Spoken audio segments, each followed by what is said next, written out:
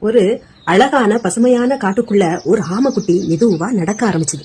ஒரு நாள் அந்த சின்ன ஆமைக்குட்டி நடந்துட்டு இருந்ததை பார்த்த குரங்கு, மானு, பறவைகள், மற்ற விலங்குகள் எல்லாம் சேர்ந்து, அடடா நீ இவ்வளவு மெதுவா நடக்கிற அப்படின்னு கிண்டல் அடிச்சு சிரிச்சாங்க. ஆனா அந்த சின்ன ஆமைக்குட்டி நல்ல நிதானமா யோசிச்சு, நாம டெய்லி நடக்கிறதுக்கு பயிற்சி எடுக்கணும் அப்படின்னு நடக்க ஆரம்பிச்சது.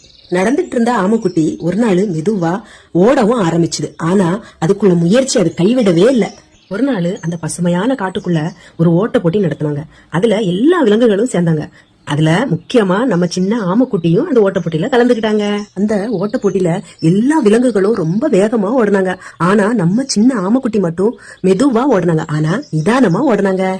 அந்த ஓட்டப்பந்தயத்துல வேகமா ஓடின எல்லா விலங்குகளும் சோர்ந்து நின்னுட்டாங்க. நம்ம சின்ன குட்டி ஆமை மட்டும் தொடர்ந்து ஓடி முதல் பரிசும் வாங்கிட்டாங்க. நம்ம சின்ன ஆமைக்குட்டிய கிண்டல் கேலி செய்த எல்லா மிருகங்களும் ஒண்ணு சேர்ந்து முதல் பரிசு வாங்கின அந்த சின்ன ஆமைக்குட்டிக்கு வேண்டி கை தட்டி இப்ப எல்லோரும் நல்ல நண்பர்களா ஆயிட்டாங்க. நாமளும் இந்த சின்ன குட்டி ஆமைய மாதிரி தன்னம்பிக்கையோடையும் விடாமுயற்சியோடையும் போராடினா நிச்சயமா வெற்றி நம்மளுக்கு உண்டு. நண்பர்களே, இந்த சின்ன குட்டி ஆமையோட கதை உங்களுக்கு பிடிச்சிருந்தனா சப்ஸ்கிரைபர் பண்ணுங்க, கமெண்ட்ஸ் பண்ணுங்க, லைக் பண்ணுங்க. தேங்க்யூ.